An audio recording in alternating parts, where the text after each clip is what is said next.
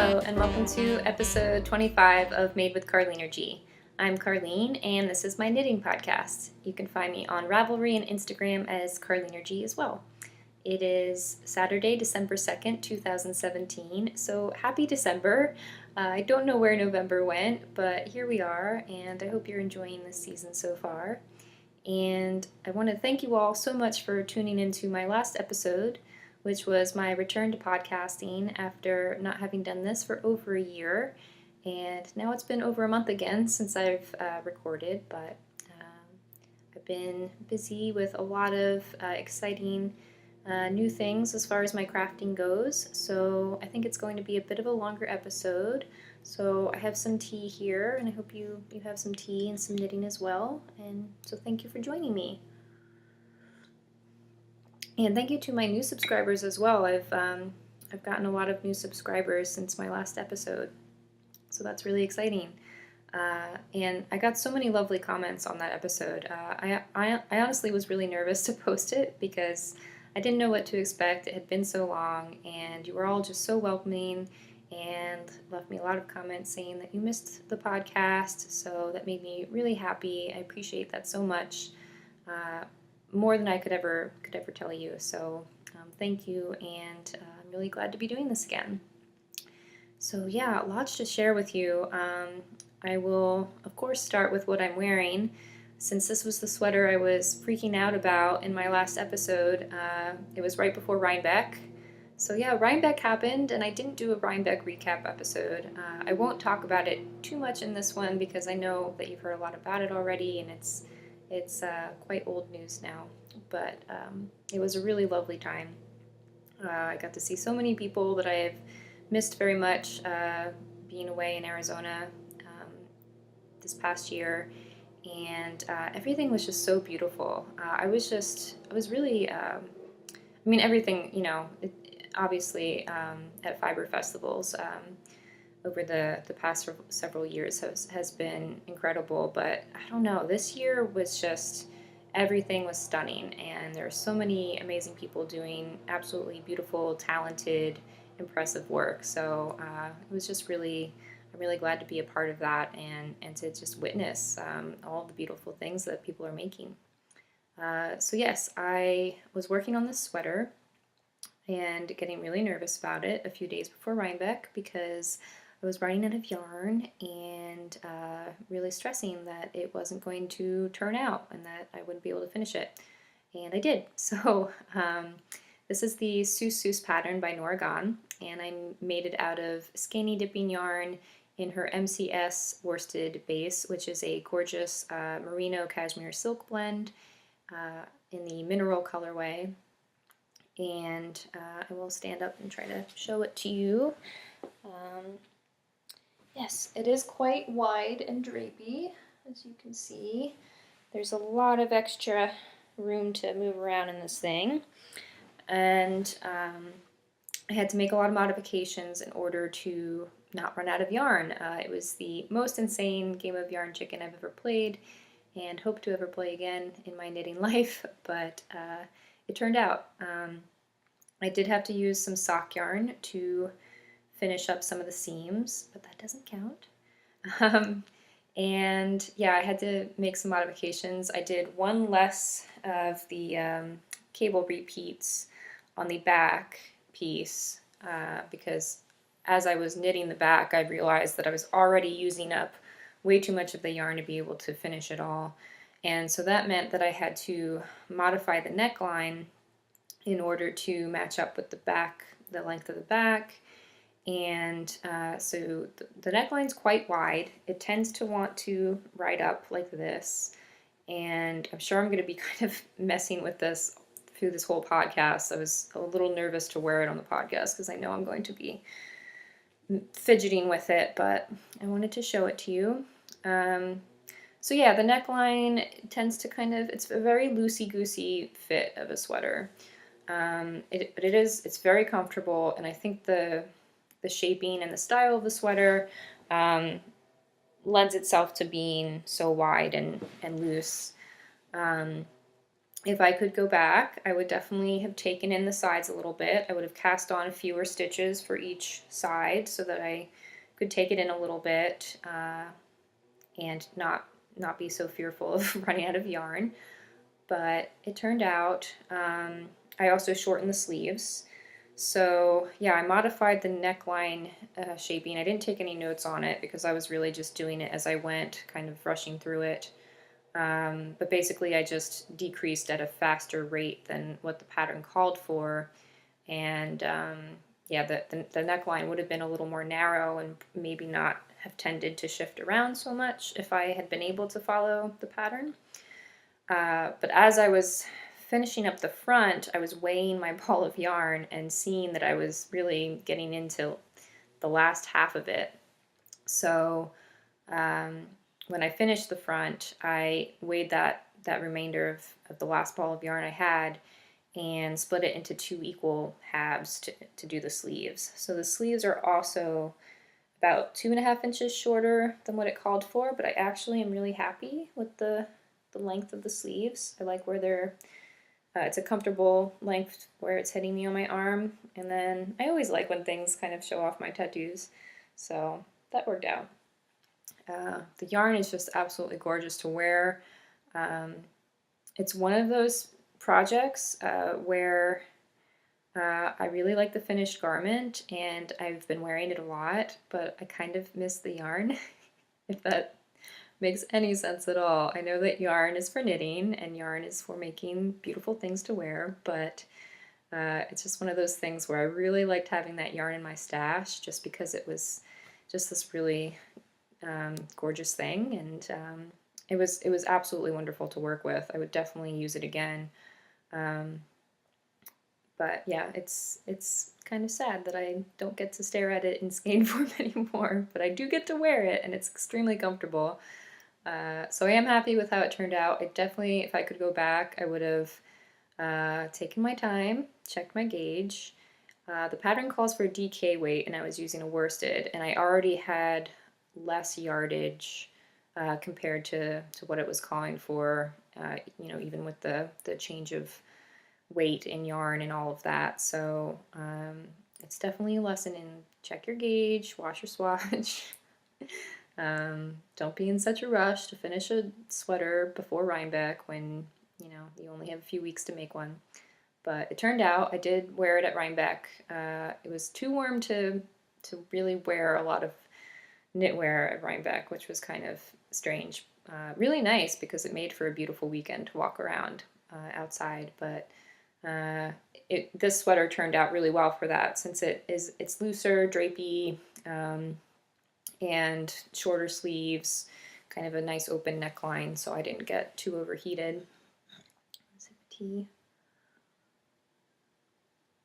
So I'm drinking some tea by a company called 7 Cups, which is based in Tucson, and it's the tea shop that I worked in while I was living there. Isn't that a beautiful color? So this is a black tea called Golden Peacock. It's so delicious. So 7 Cups makes, they source all Chinese loose leaf teas. So these are the actual full tea leaves. And so this is the infuser, and then the little lid that goes on top of the cup and acts as a little coaster for when you take your infuser out. And so 7 Cups kind of made me a bit of a tea snob. I still enjoy drinking tea from tea bags, don't get me wrong. I do really enjoy some of the other loose leaf like tea mixes where there's you know, kind of fruits and different flavorings involved. So, you know, I like all tea, but 7 Cups is just really delicious and very authentic, and so working there I had to learn a lot about tea because the menu had over 80, I think about 80 different types of tea on it. Green teas, white teas, oolong, black teas, pu'er teas. So I learned a lot. One of the owners, so it's a husband and wife that owns the shop. It's an American husband and a Chinese wife who own the shop. And so she has a story for every different type of tea. She knows all the tea farmers. So it was just a really incredible experience to work with her and to learn so much. And she has so much passion for what she does. So I definitely got a little bit, you know, addicted to these really high-grade Chinese teas. What's nice about them is you can reuse the tea leaves for several cups of tea. So this is usually, I like my tea pretty strong, so depending on how long you let the tea steep in hot water, I think that kind of changes, I find that it kind of changes how many uses I get out of the leaves, but with most of the teas I can get a good 3 or 4 cups of tea out of one portion of leaves, which is really nice because they are a lot of them are very affordable, but some of them are a little more on the expensive side for the amount of tea that you get in one bag. So it's nice that you can reuse leaves. It does make it pretty economical in that sense. And it's so beautiful. Anyway, so that was my Soussous sweater. I'm wearing it with another hand knit. So this tank top is a pattern in a classic elite book that they did for their Fortuna yarn. Fortuna was a base. It was it's a hemp base or either hemp or linen yarn. So they did a whole booklet called Fortuna. It's a bunch of summer patterns, so a lot of t-shirts and tank tops. And so I knit this with Blue Heron yarns in their rayon metallic base in the Celadon colorway. I don't know how I remember all that for this one, but that's what I did. So it's got some gold rayon thread mixed in, and yeah, it's a very pale green. It looks green a lot of the time, but it's a pale green, and it works really well with the sweater. So I love being able to layer my sweaters with my hand knit tank tops, and just have basically a full knitted outfit other than my jeans. Yeah. And then the other thing that I did show this in my last episode. I was trying to finish this for Rhinebeck. Well, it was finished off the needles, but I hadn't added the tassels or blocked it. So this is the What the Fade, and it blocked out quite enormously. It is very, very cozy. And my mom came with me to Rhinebeck, which was really nice. She's not a knitter yet. I keep trying to, she's a very talented cross stitcher, but I haven't convinced her to let me teach her how to knit yet. But she is a good enabler for shopping, so she really likes yarn shopping with me. And her taste in color is more on the cooler side with the blues and the greens and purples. So it's kind of fun to have her with me because she is drawn to colors that I'm not so drawn to, at least not right now in my color phase. So so it's kind of nice to have somebody who's pointing out colors that I normally would kind of be kind of blinded to, in a sense. So anyway, yeah, so she came with me, and she was nice enough to drive the whole weekend. So she drove up from, we drove up from New Jersey, where I'm living with my mom and dad. And we drove up to Rhinebeck Friday morning before Rhinebeck to get to Needles Up and India Untangled that day. And so I was able to make my tassels while she was driving.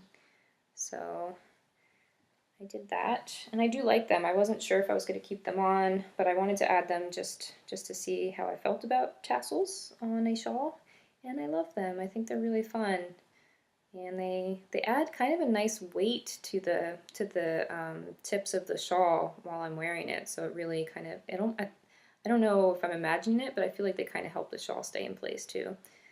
So they're super fun. And this is my hand-dyed yarn. I didn't mention in my last episode, but this yarn is Knit Pick Stroll. So I had ordered a bag of the Bear Knit Pick Stroll just to play around with dyes when I was first starting. It's a really affordable option, and it's nice yarn. It's very soft and cozy. It is pilling a little bit, but you know, yarn pills sometimes. So I'm really happy with the way that the stroll has worked out as a kind of practice yarn. And yeah, just to knit with too. It's actually really nice to knit with and very cozy, so I'm happy with it.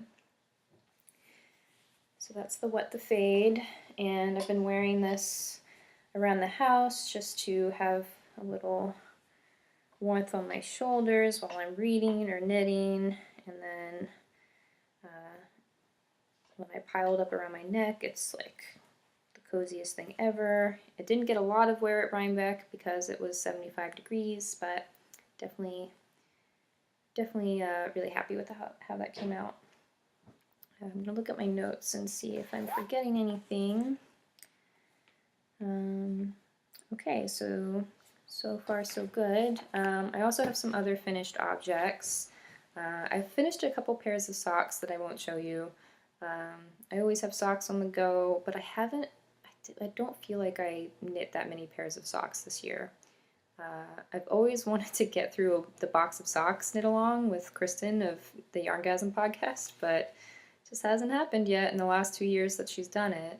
I think I knit a lot of shawls this past year, and then I've had socks on the go, but they just haven't gotten off the needles for some reason.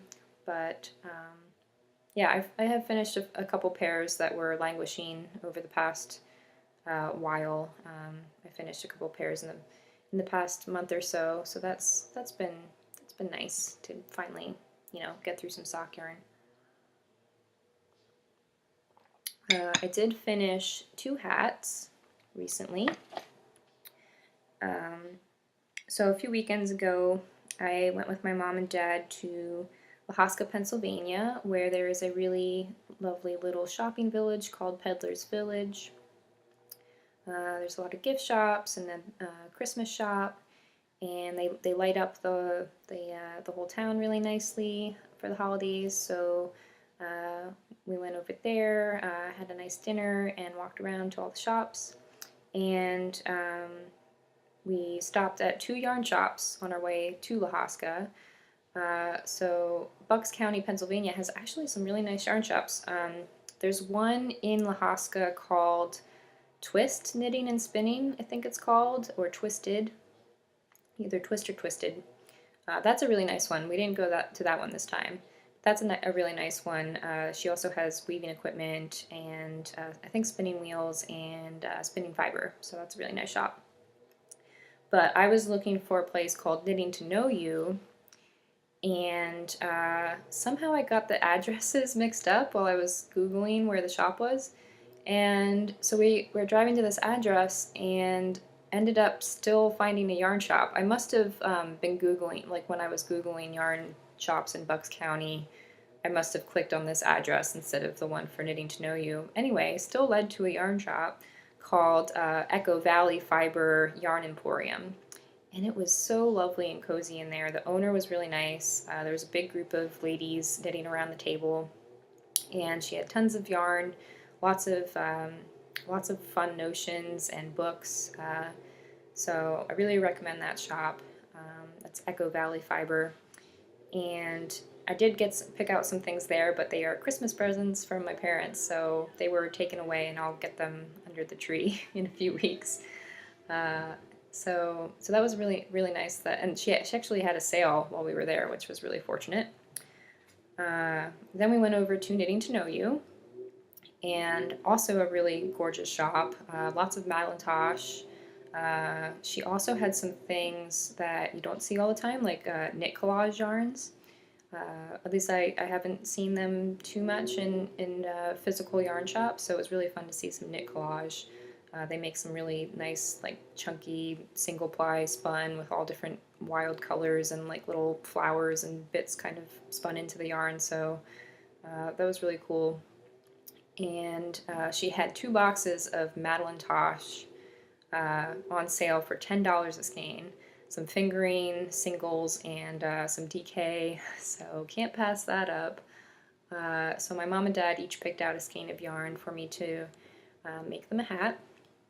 And I think this is the fastest I've ever gone from buying yarn to knitting with it to finished object. We went, I think, the weekend before Thanksgiving to Lahaska and to those shops. I cast on this first hat the evening before Thanksgiving, and I finished it while I was watching the Macy's Day Parade on Thanksgiving morning. So yeah, within a few hours I knit this. This is the Birch Hat by Jacqueline Salem of Brooklyn Knit Folk. Hi, Jacqueline. So yeah, her birch hat, it's a herringbone stitch beanie. And so this is Malintosh Tosh DK. I don't know the colorway name. This skein actually had lost its ball band, but yep, black and gray. So this is for my dad. And yeah, I really like how it came out. I knit the largest size, and I have blocked it. I used the recommended needle size. Calls for a 4 on the brim, I think, and a 10 on the herringbone stitch, since it's such a kind of a tight stitch that it needs a bigger needle. The pattern is really well written. Jacqueline does a really great job of explaining herringbone stitch, and she did include a video on kind of making this the seam that you end up with when you at the beginning of your round. She has a nice explanation of how to make that a little smoother, because you do get that little kind of jog, which I think looks fine. I think I was overdoing it. You do have to knit herringbone stitch a bit looser, and I think I was kind of overdoing that. There's a few spots where it's yeah, it's a little kind of bumpy. I don't know. It looks fine. It blocked out. The blocking it really helped to kind of smooth out where I was kind of making my stitches a little overly loose. I don't know, but other than that, yeah, that was just me kind of being silly and overcompensating. But yeah, herringbone stitch is fun to knit. I've done it before a while ago, and I think I had a harder time when I did it back then because I didn't go up in needle size, and so my stitches were coming out really tightly. And yeah, I don't know why I didn't realize that, oh, I should just go up to a much bigger size than what I normally would. That really helped. So anyway, yeah, I'm really happy with how this came out. I think my dad will like it. And then, so that was finished Thanksgiving morning, and then right away I cast on for this hat, which is the Armley Beanie pattern by Woolly Wormhead. I don't know her actual name, but Woolly Wormhead has hundreds of patterns on Ravelry, of course. So this is also Tosh GK. This is the Hosta Blue colorway, and so there's this nice little cable pattern that comes out like little trees. And what I liked about this pattern is it included instructions for the alternate cable cast on, which is a cast on where you're actually casting on in a rib purl or a knit purl sequence. So it makes a nice edge with your ribbing, and then it was a 2x2 twisted rib instead of just plain 2x2. So I really like how that cast on came out. It almost looks like a tubular cast on to me, which when I was looking at the pictures of the hat on the pattern, I thought it was a tubular cast on. I was kind of like, oh, okay, you know, it'll look really nice, but do I really want to have to do a tubular cast on? But then I realized that it was a much simpler one. I like doing a tubular cast on because it looks really good, but I do have to read the instructions, so I was kind of grumbling about, oh, okay, I can't just like fly from one hat to the next. I have to get my instructions out, but it turned out to not be the case, and this was a nice, easy, very finished looking edge. So yeah, 2 hats done. Yeah, and so I finished this cast on Thanksgiving morning, was finished by the evening while we were eating dessert. So yeah, I'm really happy that I have some Christmas presents out of the way, because I'm usually really bad about finishing Christmas presents. I usually start them, you know, in like October or November, and then Christmas goes by, and then I don't end up working on them until the next Christmas. So it was really nice to get some quick hats finished. I forgot how quick hats can be. Okay, so I'm taking a look at my notes. Speckle and Pop.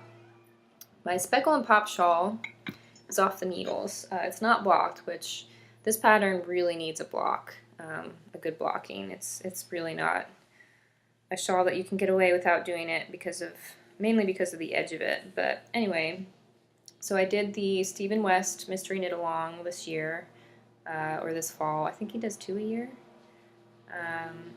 So this was his fall Mystery Knit Along Speckle and Pop shawl, and it is off the needles. Definitely needs blocking for all that frilly edge. Yeah, I haven't shown this at all because I didn't show it last time. My last episode.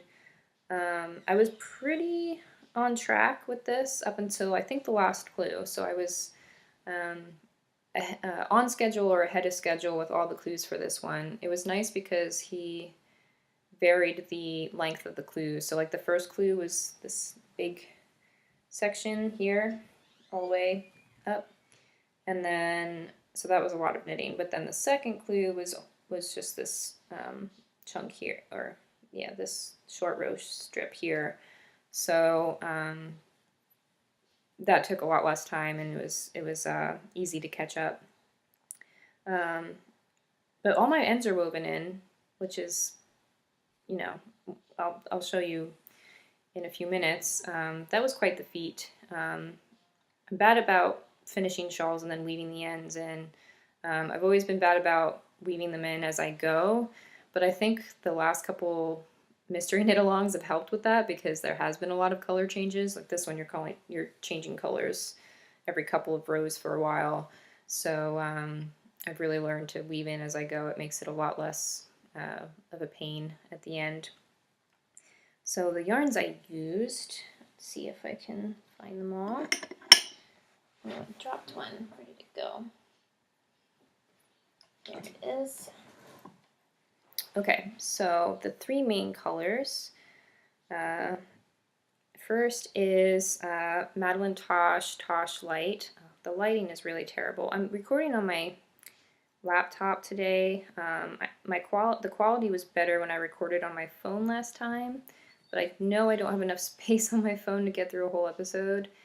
And I mean, I am a perfectionist. I keep trying to find the perfect time, the perfect lighting, delete space, get space on my phone to record.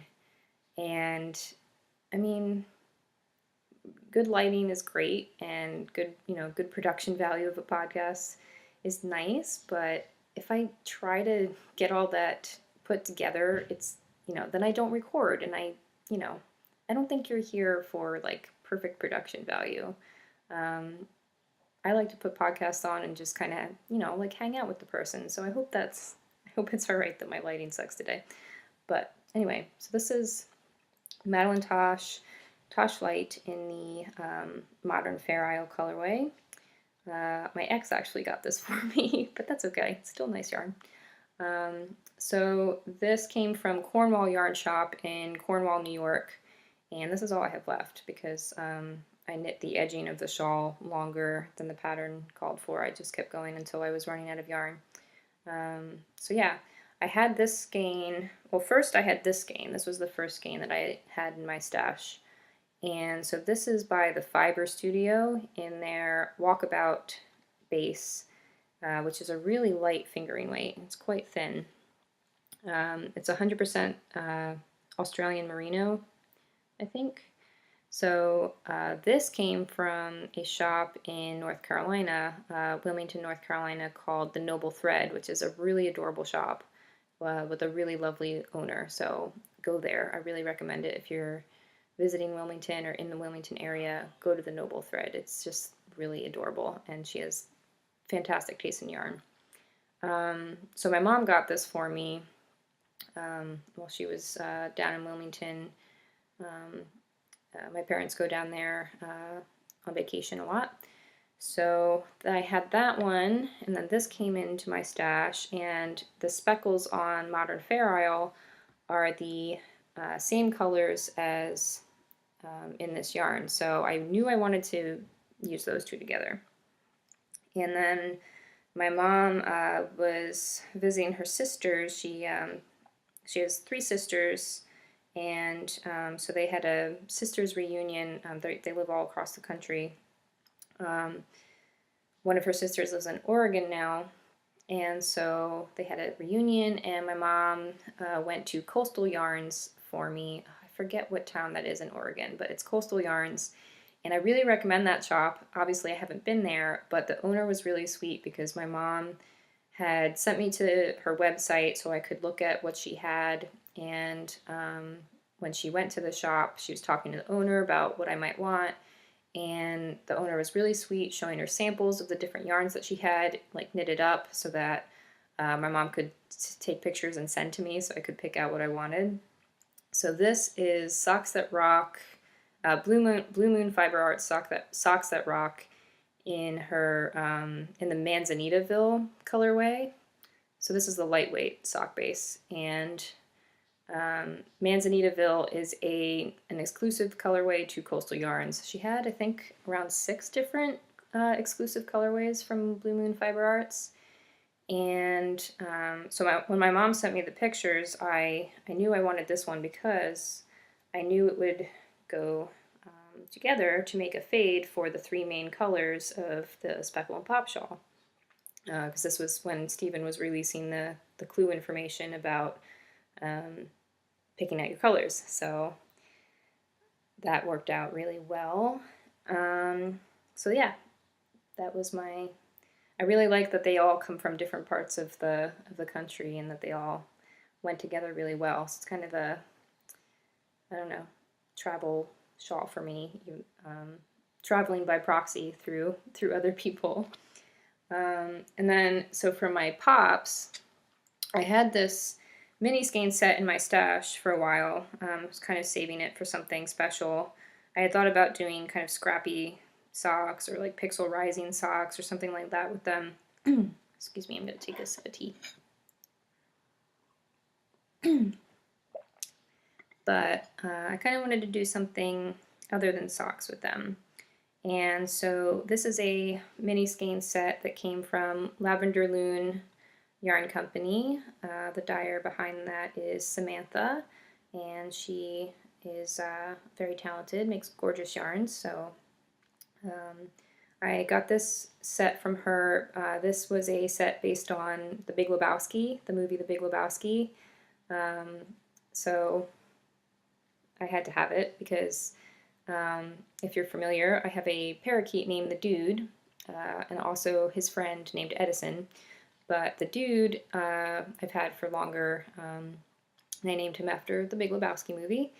And I will have my parakeets on the podcast at some point. Not today because I'm just surrounded by things to show you, and it'd be a lot to have them flying around. But yeah, since I'm back in New Jersey, I get to hang out with my birds. They've been in New Jersey this whole time. They did not come out to Arizona with me because I didn't want to put them through the stress of being on a plane and everything. But anyway, so I love The Big Lebowski. So if you're familiar with the movie, this one is called... wow, total mind blank. This one is called Hey, Watch It, There's a Drink Here, or Hey Man, There's a Beverage Here. Sorry, I'm getting the lines screwed up. But yeah, Hey Man, There's a Beverage Here. So that one's based on the Dude himself. And again, my colors are, if I move this lamp, that's a little better. Yeah, so it's got some nice purples in there against tan, so it's kind of based on the Dude's outfit in that scene. I'm sorry, by the way, by my ugly hand. I was working with my mom at an estate sale last week, and I got all cut up because I was moving Christmas decorations from an attic, so I accidentally kind of cut myself up. But it looks worse than it is. It's just a couple scratches. But yeah, sorry about that. So yeah, there's Hey Man, There's a Beverage Here. This one is He's a Good Man and Thorough, which is based on the character Maud. This one was something like You Need a Tow, I can get you a tow, believe me, if you're familiar with that scene. This one is Shomer Sabos. I can't say that. Shomer Shabos. Nice rich colorway. And then this one I can't actually say the full name, but it is Nobody F's with the Jesus. So I will not say that word so I can keep it PG rated, but yeah, Nobody F's with the Jesus. So great. There was one more mini skein that was included in that set, which is It Really Tied the Room Together. So you know, that's the dude's rug in the movie. If you're familiar, he's really obsessed with his rug, and it's stolen. I hope I'm not spoiling this movie for you, but there's a stolen rug involved in the movie. So the dude likes to say that it really tied the room together, and I thought it would be. I thought this colorway was a little too close to these main colors to really stand out, I guess, in between these two. So I left it out of the shawl, but I thought it was kind of funny and ironic that I left the It Really Tied the Room Together colorway out of my shawl. So that's my little like nerdy knitting reference in this shawl.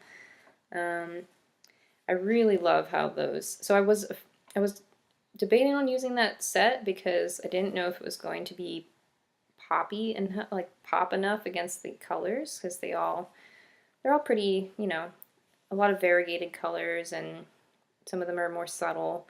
But I just love this section with the Madeline Tosh, the way that they looked. This was the beginning of the shawl, so when I was starting it, I had so much fun knitting this first section. And then you know, they kind of get a little lost in some of the sections, but I'm more of a subtle color pop person anyway. I didn't want to use neons, so yeah, I think they actually looked really great on this end, and then on the other end, and that purple really stands out through most of the sections. So I'm really happy with how those worked out. And then yeah, I did the brioche version, and I definitely knit the edging longer than what the pattern called for. It was basically like, you know, he left it, Stephen West left it off as knit the last section as long as you want. So I kept going. At a certain point, I did switch from the color 3 to the color 2. So this was color 3. And then I switched to color 2. I wish I had switched to that a little sooner, so that's where I kind of switched. I would have liked more of the Blue Moon Fiber Arts in there, but I'm not going to go back because it was like 822 stitches. And then for the I-cord edging, you also use your color pops. And I used them in a different order than I did in the rest of the shawl. So on section 1, I kind of used them in a random order. And then for the edging, I didn't really want them to be like very distinctly broken up between each point, if that makes sense. I wanted them to kind of flow kind of as a gradient, so I used them in a different order. I think I went this way with them, from the purple down to the blue. So I kind of, you know, faded them in a sense. So yeah. Definitely need to block it. I don't know when that will happen. I really should, so I can wear it, because it is winter time and it is getting chilly here in New Jersey. But this brings me to showing you my shawl pile of shame. Yeah, I have several shawls that have, some of them have been finished, or they've not finished, but off the needles for over a year. Probably, I think one of these closer to 2 years, that I've not woven the ends in or blocked them. And yeah, this is my way of having some responsibility by showing you, accountability, to actually get through some of these and block them so I can wear them. It wasn't a priority, I guess, while I was in Tucson, because I didn't need a lot of shawls. But now that I'm back in a colder climate, yeah, it needs to happen. This is my pile. I'll just go through some of these quickly. This was a pattern called Unsinkable. I don't know the designer's name off the top of my head, but this was in some Tanis Fiber Arts. I forget the base, but it was her Lucky Penny colorway. So I made this years ago and I've since woven the ends in, but I haven't blocked it yet. I don't know if I'm going to keep this one as this shawl. I knit it while I was on vacation in Florida a few years ago, so it has a special memory attached to it. I think once I block it, I'll know whether it's something I'll wear or not. But yeah, the pattern's called Unsinkable. The pattern is not coming out to its greatest effect since it's not blocked, but yeah, I have to make a decision about that one. But I do want to block it before I decide whether I'm going to frog it or not. This one was Knit and Slide by Stephen West. So I knit this on my road trip out to Tucson, and I still have the stitch marker on it where I had gotten to on the road trip. I didn't knit as much as I thought I would while I was going across the country, but anyway, so this definitely needs a very severe blocking because of all these fun little points. So yeah, that's the Knit and Slide by Stephen West. So that's been done, like off the needles for over a year. And this is the first project I cast on once I arrived in Tucson last year. This is Across the Pond by Mina Phillip. Ends to weave in and to block. So this one I really like. I want to wear this so bad. I did it in Hedgehog Fiber Arts in the teacup colorway, and then this is Skeiny Dipping in her Tea Leaves colorway. So this is my tea party shawl, and it's gorgeous, but not finished. And then I did the Stephen West Mystery Knit Along a few years ago, or yeah, last year. The Building Blocks shawl. So this actually has all the ends woven in, just needs to be blocked. I think that's the wrong side. So that one's super fun. I really especially like this one because I used, this is Zia Wool. Zia Wool's in her Between Yoshi and the Dude colorway, which Dag she's Paper Dag on Ravelry and Instagram. She also has a podcast now, so check her out. She's wonderful. But yeah, Dag dyed this especially as a colorway between me and Candace of the Pin Feathers and Pearls podcast, because her bird is named Yoshi and mine is the Dude, so that's their colorway.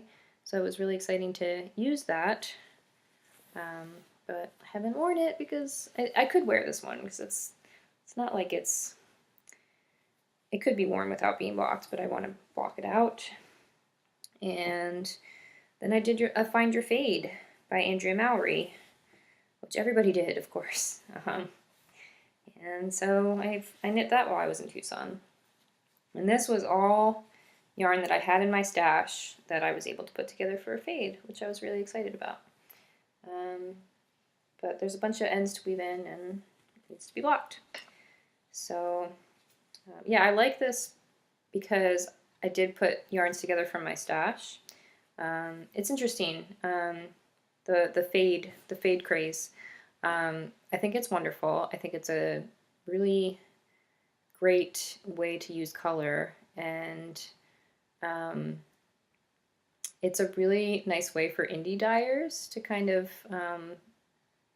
to sell yarn, I guess. To put it bluntly, it's a great marketing thing, I think. And yeah, I think it's a really nice opportunity for indie dyers to dye a lot of yarn that all it gives them a nice creative challenge. It was interesting at Rhinebeck to be in booths where people were picking out their fades.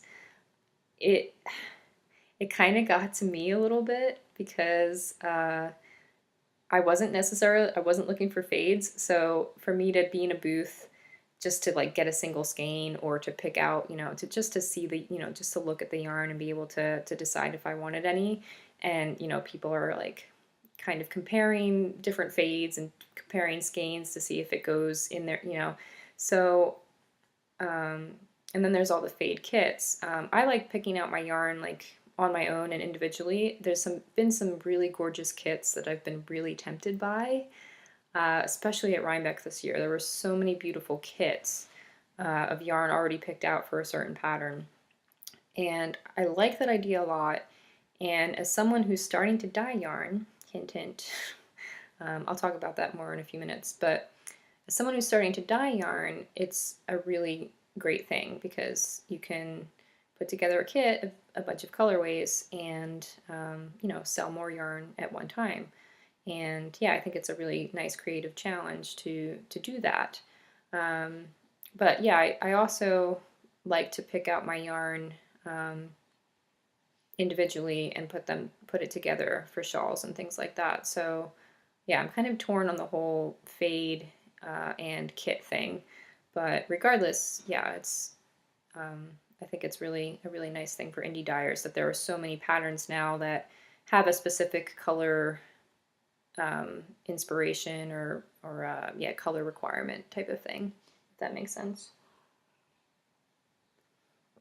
Okay, looking at my notes again, showed you my pile of shame. So yeah, I'll show you some works in progress. Let's see.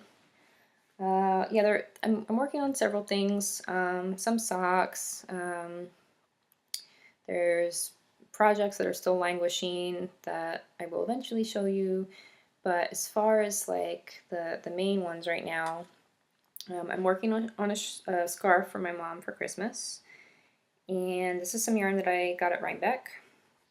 I'm going to adjust my sweater. See, I knew I'd be fidgeting with this the whole time.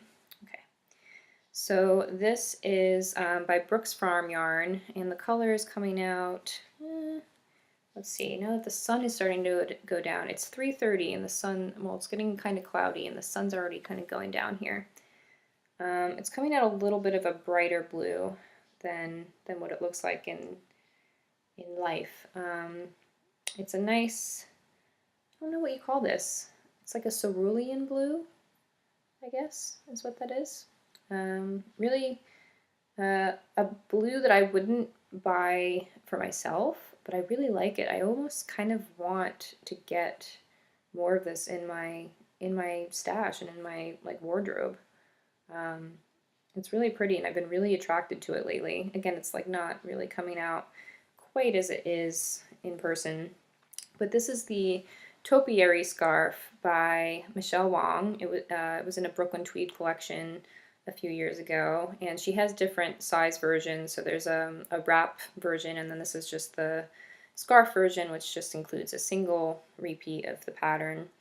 So it looks kind of cabled, but really there's just a cable, a single stitch cables on the edges here, and then this is all decreases and yarn overs.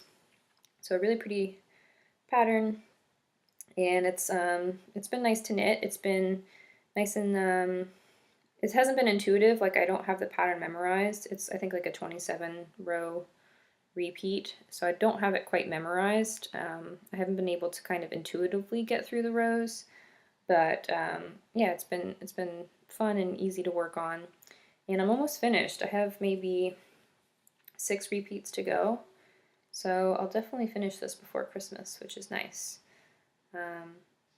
My mom's getting a lot of hand knits this Christmas because I finished a pair of socks for her too, which have been on the needles for a long time. I wanted to knit a lot of stuff for my mom for Christmas this year because I often do that with her. I start a project that she's requested.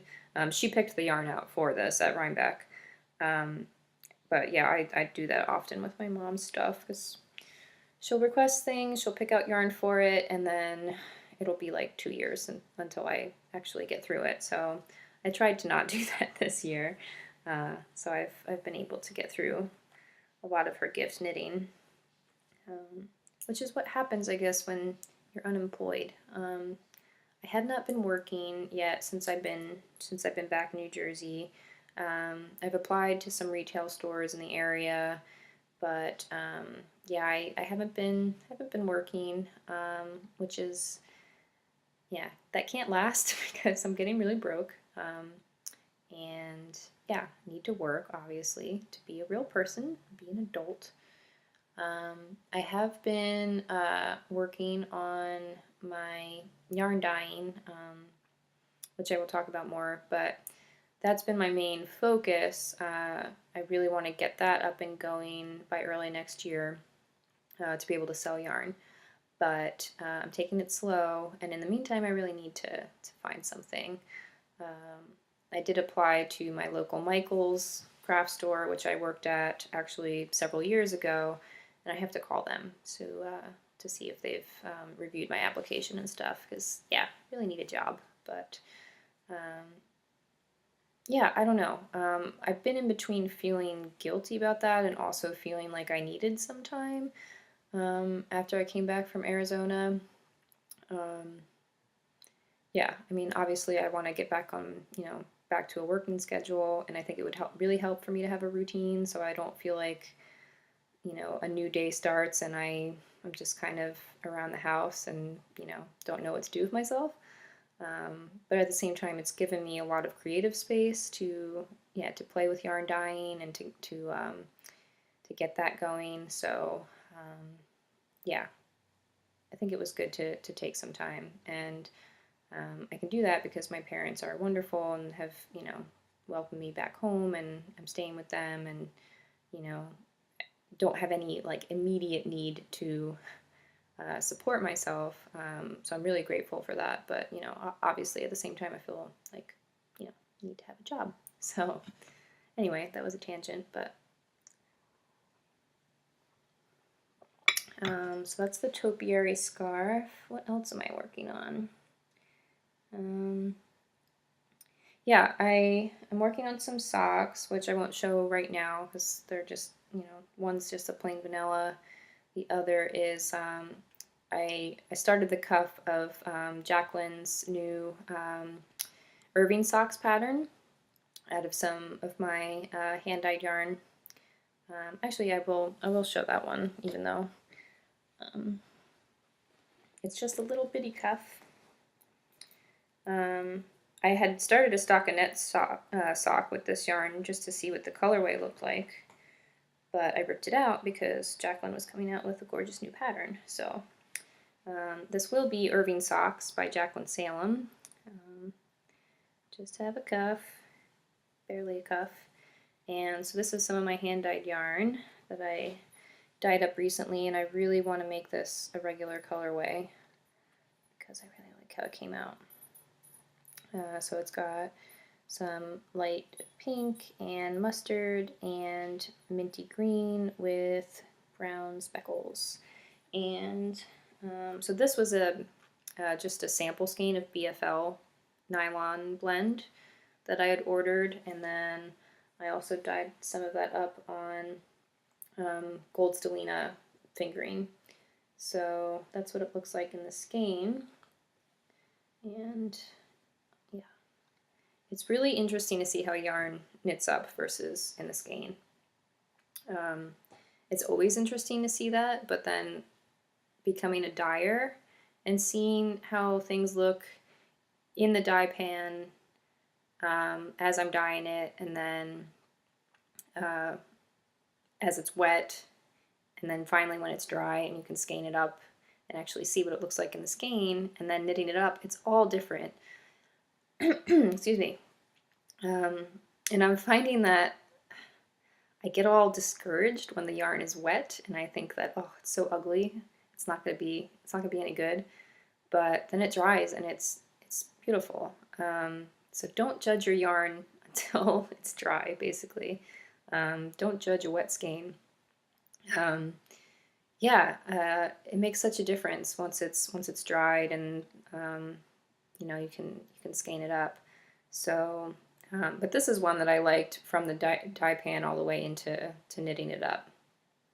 And so the other thing is, yarn can look so different depending on how it's twisted. So this one, the colors are more evenly distributed, and this one I just skeined it up in it with the colors laid out in a different way in the hank, and you know, most of the mustard ended up on the bottom. So even that makes such a difference. And these are not reskeined, so if I had reskeined them again, it would look really different. So you know, it's really interesting. I mean, the way that a yarn looks in the skein, depending on how it's skeined up, can make a difference of whether you're attracted to it or not, to purchase it and to use it. So yeah, I don't have anything to say about it other than it's just really interesting to see. There's just so much variation. So yeah, this is my hand dyed, and I think the colorway is subtle enough to really look nice in the Irving socks, which have a cable and then like a feather and fan pattern on them. So I'm really excited to see how they work up. And okay, I think that's it as far as what I wanted to show you for works in progress right now. Yeah, it is getting dark out already. I'm right by a window, but it's getting very dark. Okay, so I just wanted to show you, let's see, I'm already at an hour. I told you it'd be a long one. I just wanted to show you a few things I got at Rhinebeck. I got a lot of buttons this year, which I just have to show you because they're really pretty. Oh, and I forgot to bring my other sweater over here. But anyway, so at Indie Untangled, the Indie Untangled Trunk Show, I got these two buttons from the company's called A Sheep in the Woods. A Sheep in the Woods. So she's on Etsy. They were at a booth. I forget what the booth was. I think it was. It had a couple different makers, but so this is a piece of jasper with some lavender, brown, light blue tones in it. And then this one is a piece of coral, fossilized coral. So that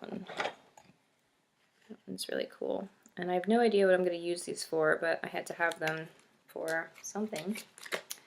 And then at Rhinebeck, I hope you got to see this booth if you were at Rhinebeck. I think it was Dusty's Vintage Buttons. That woman could have had all my money. So I got these two sets.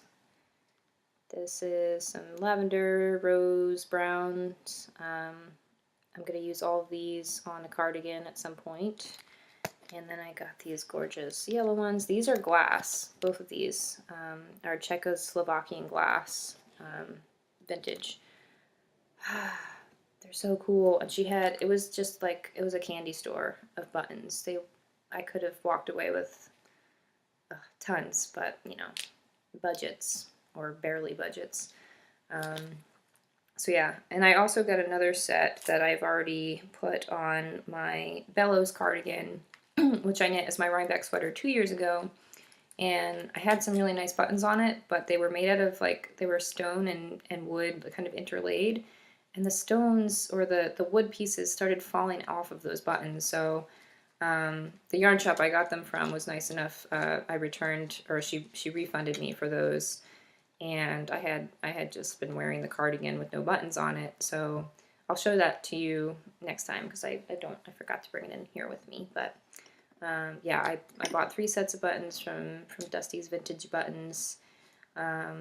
She's not online, but yeah, it was an amazing booth. And then I did a lot of damage in the Rhinebeck book area. I had already had a copy of A Stash of One's Own, Clara Park's new book, so I got to get my book signed by Clara, which was really nice. And then I also got a copy of Slow Knitting by Hannah Thiessen. So this is a really gorgeous book. And I got Knitting Outside the Box by Bristol Ivy, of course, and got that signed. I also sat for Bristol's interview with Lydia Gluck of Pom Pom Press, because This was published by Pom Pom Press. It's their first like really hardcover book, and Bristol's first book. And you need to have this if you haven't already scooped it up for your knitting library. It's gorgeous. Bristol is just super talented, and there are a lot of things in here that are very, very tempting to just cast on immediately. So yeah, and it smells really good. This book smells really good. Do you smell your books? You should smell your books. It's weird, but it's good. So yeah, I've been looking through this a lot and actually reading it. And I also got the new Pom Pom, or the, not the winter one, but I got the fall 2017 Pom Pom magazine. I got the most recent Making magazine, and I also got Wool Journey, which is also Pom Pom Press, I believe. And I actually have been reading through those. I find that I buy books like this, and then they end up like just on my shelf looking pretty, and maybe I'll look at the pictures, but I don't actually sit and read them. And I really want to change that because, of course, you know, you buy a book because it's full of information that you might find valuable and want to read. So I don't want my knitting books to just be coffee table books. So I've been really good about actually getting into these and reading them, and I want to keep doing that. So Slow Knitting has some really nice messages in it about knowing where your wool comes from, taking time with your projects, and really thinking about how they'll fit into your wardrobe. You know, thinking about it from the source of your fiber up till wearing it, and taking care of it for years to come. So this whole like slow knitting message, I'm kind of taking it as kind of approach I want to take for 2018 as far as my overall approach to my making and my knitting. I have a lot of stash, and I've had several sweater quantities of yarn for years now that I have not gotten to. This was one of them that I had for a while that I'm glad I finally made use of, and they're all, for the most part, I think the sweater quantities that I've purchased that I still have in my stash are still things that I want to make.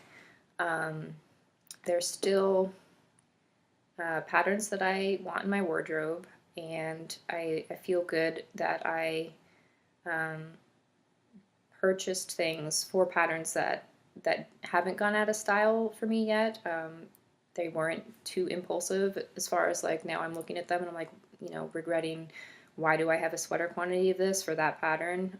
Of course I can always change the pattern, but yeah, I'm really still very happy with my stash and happy with the things I want to make with the stash that I've already purchased for the most part. So I really want to focus on using that in the new year.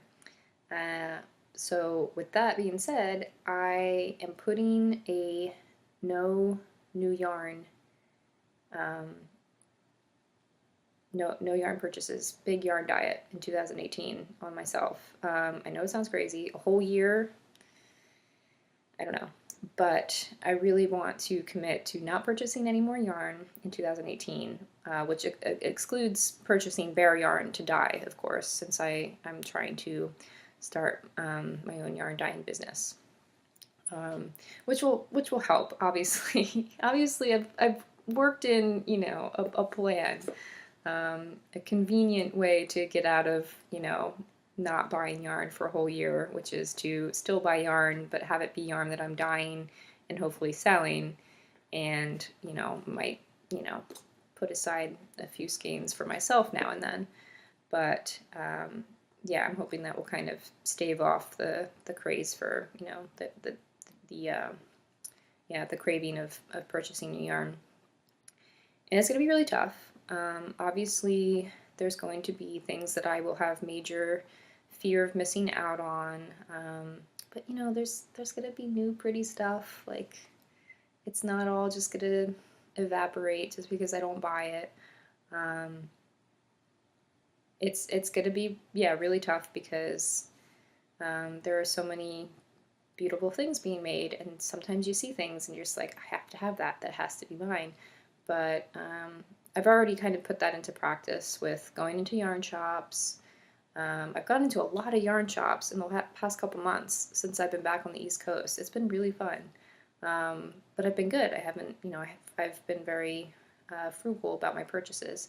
I definitely went overboard at Rhinebeck as far as um, purchasing things. I think kind of in preparation for knowing that I'm trying to do this thing in 2018. So I'm trying to just buy a lot of stuff that I want at the end of this year. But I really want to commit to it and see how it goes and be able to get to my stash, like be able to use stash that I still really love. I mean, I'm going to go yarn shopping in my own stash, and I'm really excited about that because I'll finally be able to get to these projects that have been waiting to be done. And with that goes along with slow knitting. I want to really be organized about casting things on. I want to know where all my needles are. I want to know what projects my needles are in, because that really frustrates me when I want to start something new and I realize that my needles are not in their needle case, and I have to figure out, okay, like what project are they still stuck in that I haven't touched in, you know, months. So I want to be really careful about casting on things on. I want to swatch. I've already started swatching for some of the things just so I can like feel that, you know, the energy of casting on something new. Yeah, I'm trying to take really detailed notes. I have kind of reorganized my knitting or my Ravelry notebook. I want to be much better at recording information on there. And so I deleted, I was using, when I first joined Ravelry, I was using my queue more like my favorites section. So I was just like adding things to my queue, even though, you know, I wasn't actually using it as a way of keeping track of my projects as I was casting them on. So I went through last week and deleted all the things in my queue that, you know, I'm not going to make or that I won't be making anytime soon. And I added in like all the sweater quantity stuff, all those patterns onto that, and things that I'm making for Christmas. So I really want to like keep track much better of like what day did I start something, when did I finish it. I want to keep better track of that. What else? Yeah, so I really want next year to be very productive in terms of getting through some stash projects and be very deliberate about it and be very conscious of, you know, what I'm putting on the needles and not getting too far ahead of myself and really focusing on things that I really want in my wardrobe, because that's the big thing too, is there are pieces that are waiting in my stash that I want to be wearing right now. I know that there'll be staples in my wardrobe, and it's almost like I'm reaching for those things when I go into my closet, but they're not made yet. So I really want to take care of that because, yeah, there's especially like one cardigan that I know that after the holidays are over, I need to get on the needles because it's going to be such a staple part of my wardrobe, and I really want to be able to make use of it. So yeah, this book is kind of getting me into that mindset and that mood of yeah, just slowing down, taking the time to swatch and wash my swatch and make sure my measurements are going to produce something that I'm really satisfied with. So that was my slow knitting discussion. What else? Right, I do want to show you a little bit more Rhinebeck stash, if that's okay, or Rhinebeck haul, if you will. So there was Needles Up, and then there was Indie Untangled, and then there was Rhinebeck. So this is kind of a combination of all those. This bag is a Fat Squirrel bag. This is my first Fat Squirrel bag, so I'm really happy to have one. I love her little tags. And I saw this, there were a lot of patterns that she had at Needles Up, but I saw this one and couldn't stop looking at it. I love how it's a mermaid and a unicorn and like birds, like it's ocean, but it's also woodland. It's all of the stuff, all of the nature / fantasy. So it's got a great handle and an orange zipper, so really happy with that. And inside, so let's see. At Indie Untangled, I had to go right to the skinny dipping booth and get her Rhinebeck 2017 colorway. Gorgeous orange. I don't have a lot of this color in my, or I don't think I have any of this color in my stash, but I was really attracted to it. So picked up a skein of that. And then at the, I love Duck Duck Wool. I got a skein of their yarn 2 years ago at my last Rhinebeck, and so I definitely wanted to go right over to her booth. And I love her new logo. Oh, so cute. And her tagline, "Color Worth Chasing." So cute. So this is her Clear Skies and 100% Chance of Donuts. So this was her Indie Untangled show colorway. And again, it's getting really kind of dark here. But I have to finish this podcast because if I don't, then I'll never sit down again to record. But it's a beautiful sky blue tonal with some yellow, some purple speckles, some pink speckles. This one actually, so my mom was attracted to this one right away. This is her MCN fingering base, so it's 70% superwash merino, 20% cashmere, and 10% nylon with 400 yards. So this one I wasn't immediately attracted to, but my mom picked it up, and as I was looking at it, I was like, oh wow, that is really pretty. And then the Duck Duck Wool dyer said, I'm pretty sure that's the last one. So this was her show colorway, and it was the last skein that was sitting on at her booth. So once I heard that, I kind of had to keep it in my hand. I know that's like ridiculous, but when you hear that this is the last one, couldn't put it down. So I got that, and then I had pre-ordered the La Bien Aimée Rhinebeck colorway, Autumn Rhinebeck. I don't know if that's how you pronounce it. I know nothing about French, but anyway, so this was the La Bien Aimée, or is it Amie? La Bien Aimée Rhinebeck or Indie Untangled 2017 colorway. So lots of moody grays and lavenders with speckles of orange and blue and purple and red. And when I saw this as a pre-order, I went right on and ordered it. So I picked that up, and it just so happens that my 3 Indie Untangled exclusive colorways go ever so nicely together. And I did not do this on purpose. It just, when I got back to our bed and breakfast at the end of the day and was looking at my purchases, I realized that would make a really great 3-color shawl. It's a little bit outside my color range, especially with this one. But I think together it's going to be really pretty, and it'll be a shawl that I don't have anything else in this kind of color scheme. That's my main thing with shawls. I like to have a lot of different ones with different color schemes, because then I really have a lot of options for different outfits. To highlight different colors. So yeah, these are all going to be together, and I'm going to be doing, I think, the Mysteries She Wrote pattern by I think her name is Suzanne Sommer. She did the Love You Baby shawl, and which other ones has she done? She did Love You Baby, which was a lot of people have done. She did the Flamingo Flavor, which is very similar to the Mystery She Wrote. It's the same. It's a triangular brioche pattern. And so the Flamingo Flavor is that it's a triangular shawl with the triangular brioche in the center of the shawl, which I was thinking about, but then the mystery she wrote has that same triangular motif, but more of a long section after it. But yeah, I think I'm going to do mystery she wrote with these three.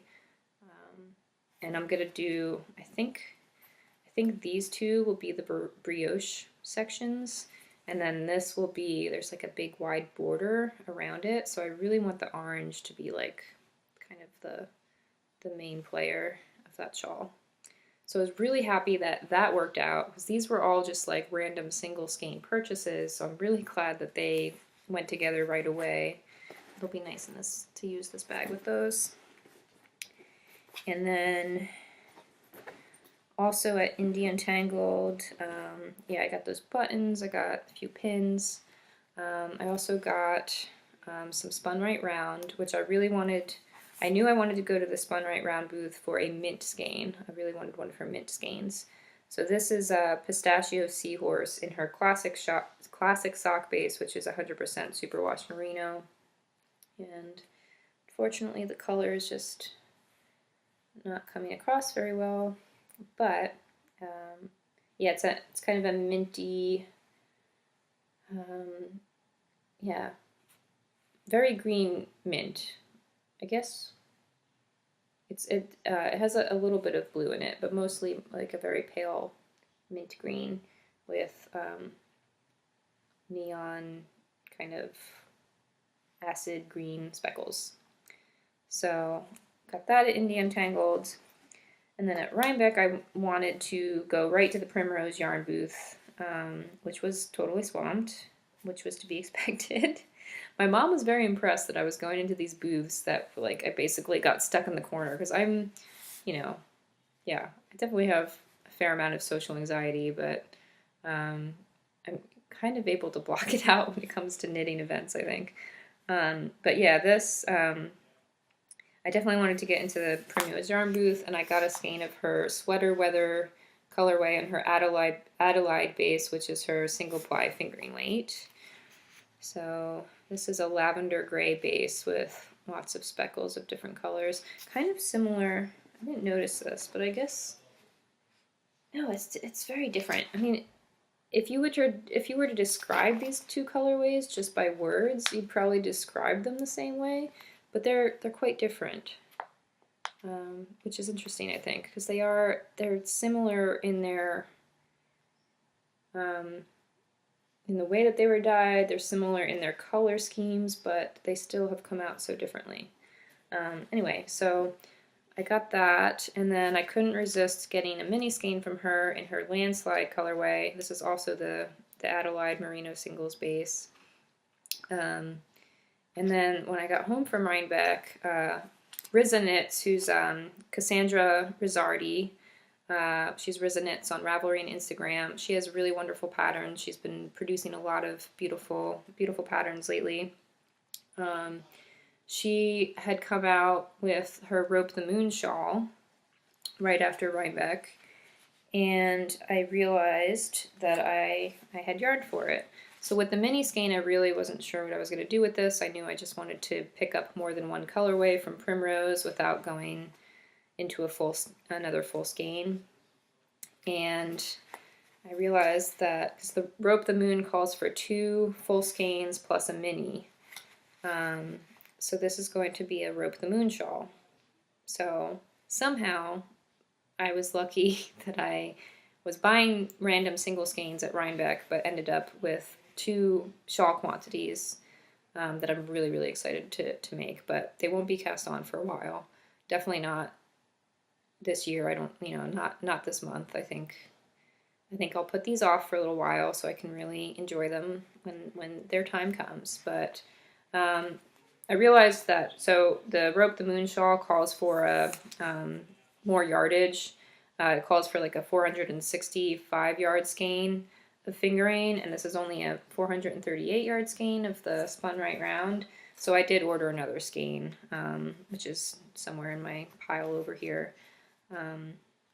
So, I didn't want to have to do that, but I have another idea for what I want to do with the leftovers, because I definitely won't need too much of the other skein.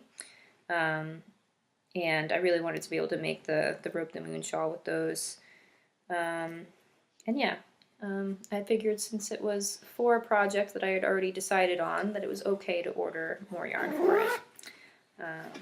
So yeah. I also have a new fabric stash. Let's see. So this is one I got at Rhinebeck. This is piece of wool felt, hand dyed. Oh, look at that!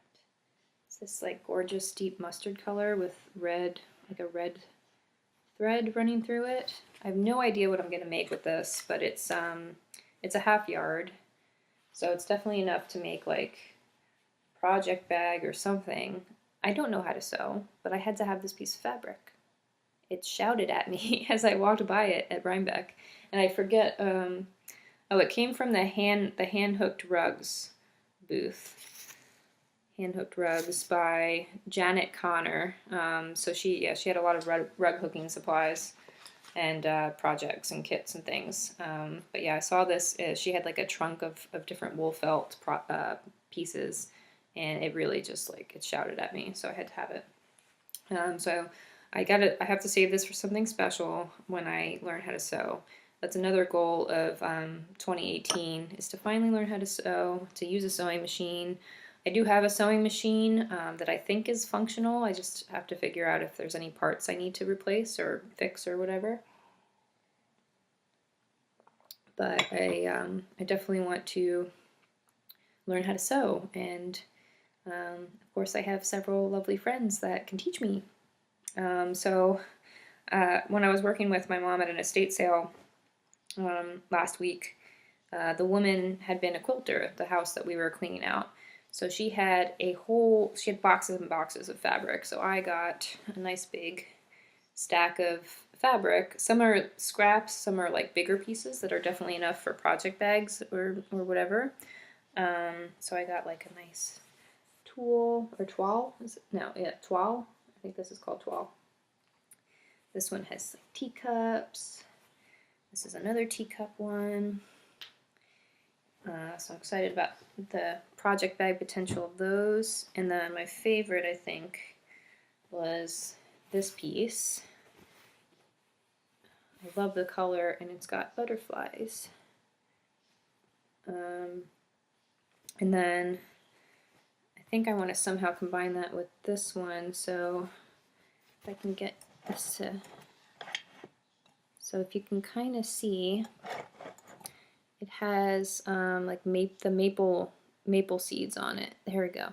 Yeah, I love that. So yeah, I want to do something with those together maybe. So nice big stack of fabric scraps to play with when I learn how to sew sometime this next year. Okay, so I am at like an hour and 22 minutes. If you're still with me, thank you so much. I know it's getting dark, which means I might stop it like here, because I did want to show you some of the yarn that I've been dyeing, but I don't want to show you that if the lighting is crappy. I posted a few pictures on my Instagram of some of the stuff I dyed recently. But so I'm dyeing yarn in the garage here at my parents' house. We've set up a studio for me, which is amazing.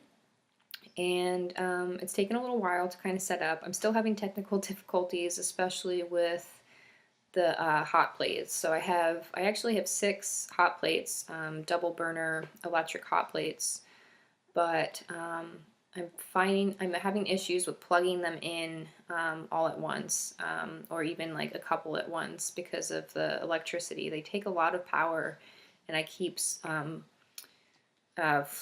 tripping either the breaker or just tripping the power strips.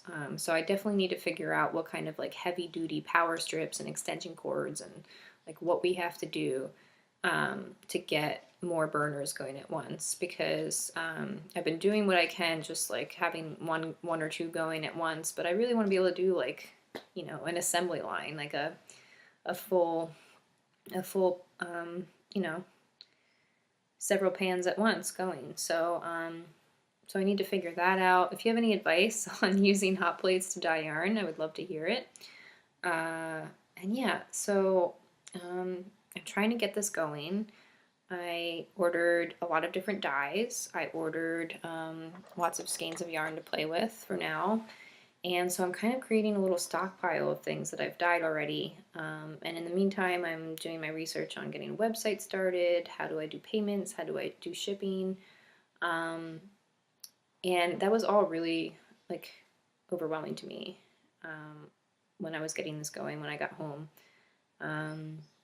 And I'm gradually kind of getting through that. I think by early 2018, I will be, you know, I'll be good to go, and I'll have this all kind of figured out. I'm taking my time with it because I know there will still be a learning curve, and there will still be kind of hiccups when I, you know, open up a shop online and like, you know, try to get some stuff, you know, try to do some wholesale orders, things like that. I know there's going to be like hiccups and like stuff I have to learn along the way, but I don't want to put anything out there until I'm really happy with, or yeah, happy with how I feel about the whole process.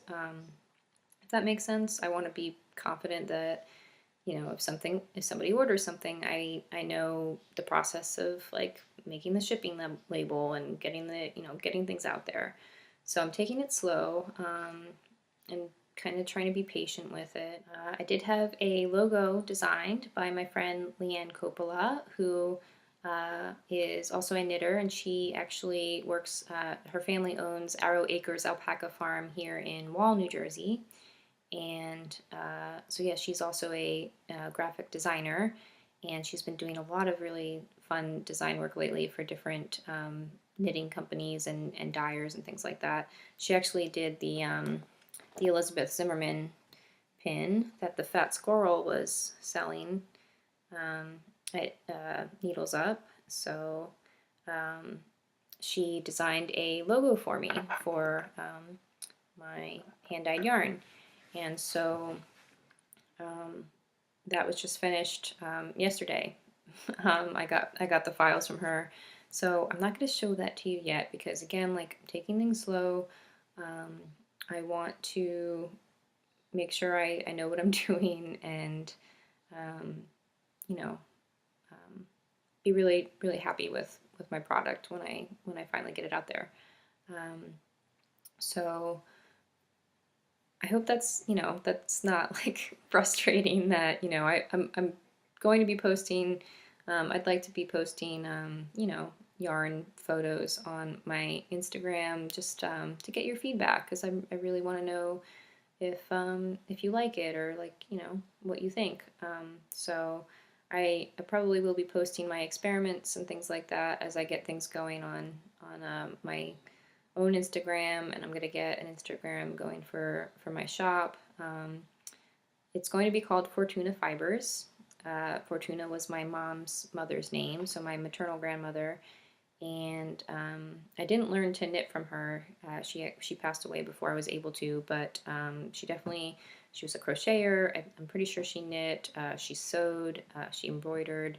So she was very crafty, and she always had a basket of crafting stuff next to her chair when we were younger. So I definitely get my crafting genes from her, and yeah, I liked how that sounded, Fortuna Fibers.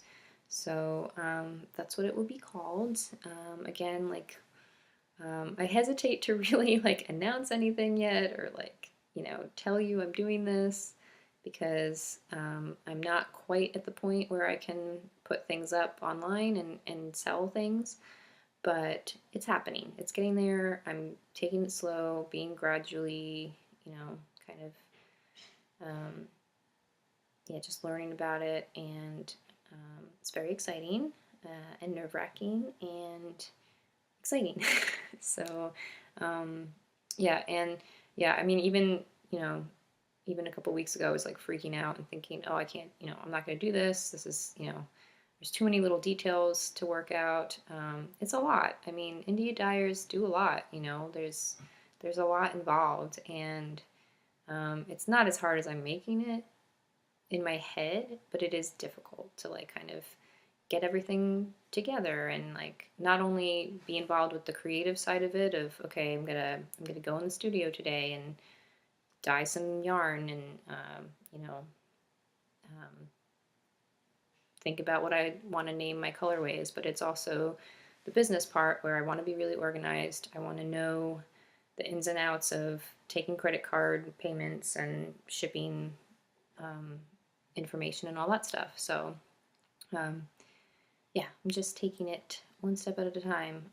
Yeah, I was freaking out about it a couple weeks ago, and had a lot of friends, you know, send me a lot of encouragement. And so you know who you are. Thank you so much, because yeah, I was really having a major panic attack about like this whole venture, and my very lovely friends talked me through it and said to just like clear a space to get dyeing going, like just clear a little space in the garage, get some skeins in. It doesn't have to be, you know, amazing. And I really appreciate all the dyers who post about their process, because it really helps. This is not something that like has a rule book or like a handbook or anything, and everybody does it a little differently, and that's what I really have to keep in mind, is that it's not it's something that everybody approaches in a different way, and there's a lot of different ways of doing it right. You know, there's things that I have learned. I've learned so much from just like watching videos and tutorials, and it's just so wonderful that there's so many dyers out there, you know, wanting to do that, wanting to share their process and post pictures that are like really helpful to see, oh, okay, like I'm not doing anything that's outside of like what everybody else is doing. So that's really helpful. And yeah, and it'll get there. I don't have to like love every skein I make, because maybe somebody else will. And I don't have to like be super happy about all my colorways right away, because they will get better. So that's where I am with dyeing. I will keep you updated on that. Again, like I'm definitely not going to be up and running by the end of this year, but early in 2018, I think I will be able to set up shop. So thank you for all your support so far. I've gotten a lot of comments on my my pictures on Instagram, so I'm really glad that you're liking what I'm doing. It's really fun. Again, like I get really nervous when the yarn is wet, because I'm like, oh, that's ugly, but then it turns out to be okay. So it's actually really hard to make ugly yarn, if that makes sense. It's kind of hard to make a color scheme that isn't gonna appeal to anybody at all. Even the stuff that I you know, I'm just experimenting with and think that it's not going to turn out good ends up being yeah, ends up surprising me. So yeah, I'm having a lot of fun. So I think I have kept you for quite enough time. Again, like I would show the yarn that I've dyed, but it's getting really dark, so I want to let you go so that I'm not showing yarn that's not going to look at all like it does in person. But I will definitely try to start this earlier in the day next time, since it's winter and I forget that it's going to get dark by 4 o'clock. It's about 4:15 here now, so probably going to work on my mom's scarf now. I'm even losing my voice because I've been talking for so long. But thank you so much for joining me, and I hope you got some knitting time in, had some tea, maybe a snack while you sat and watched and listened. And I really appreciate all your support. And happy Vlogmas to everybody who's doing Vlogmas. I might try to do some vlogs this month. Obviously I missed yesterday, so I'm already like off schedule for doing a full Vlogmas, but who knows, maybe I'll try to do a couple, because the holiday season is a really nice time to take little videos while you're out and about and enjoying different events and things. So I think that might be fun if I can I'm no promises, but I will try. And I think I am going to tack on my Rhinebeck clips to the end of this episode. So that'll follow once I shut up here. Because I did edit together a really nice little montage of Rhinebeck stuff. So if you're interested in that, that will start after I stop talking. But if not, if you're sick of Rhinebeck, I totally understand. It was more than a month ago, so but yeah, I was kind of proud of myself for like finally editing clips together. So let me know what you think of that if you do watch, and I wish you all well through the holidays, and I will talk to you again soon.